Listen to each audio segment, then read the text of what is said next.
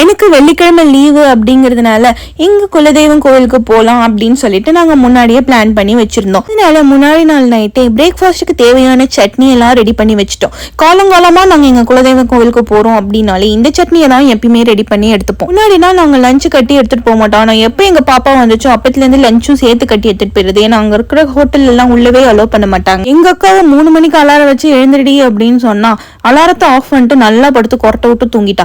எனக்கு எப்பயும் போல 5:30க்கு அலாரம் அடிச்ச ஒரே காரணத்தால நான் அதிசயமா எழுந்து எங்க அக்காவையும் எழுப்பி விட்டு கிளம்ப ஆரம்பிச்சோம். அப்படி இப்படின்னு வேலை இழுத்து எப்படியோ ஒரு வழியா 10 மணிக்கு எல்லா வேலையும் முடிச்சு பேக்கப் பண்ணி கிளம்பிட்டோம். ஒரு வழியா 12 மணிக்கு கோவில் போய் சேர்ந்து பொங்கலை வச்சு முடிக்கிறதுக்குள்ள பார்த்தா நடைய சாத்திட்டாங்க. அதனால கிடைச்ச கேப்ல லஞ்ச் அமைக்கிட்டு அப்பாடான்னு உட்காரும் போது மறுபடியும் கோவில் நடைய திறந்துட்டாங்க. குடுகுடுன்னு ஓடுன்னு சொல்லி சாமிக்கு போய் உள்ள போய் ஒரு அட்டெண்டன்ஸ் போட்டுட்டு காருக்கு ஒரு பூஜையை போட்டுட்டு அப்படியே எங்களுக்கும் ஒரு பூஜையை போட்டுட்டு அந்த கல்லு மாதிரி இருக்கிற எலுமிச்சம்பழத்தை என்னை நெசுக்க சொன்னாங்க. அதுக்கப்புறம் தான் தெரிஞ்சது எனக்குள்ளேயும் ஒரு குட்டி பாகுபலி இருக்காரு அப்படின்னு.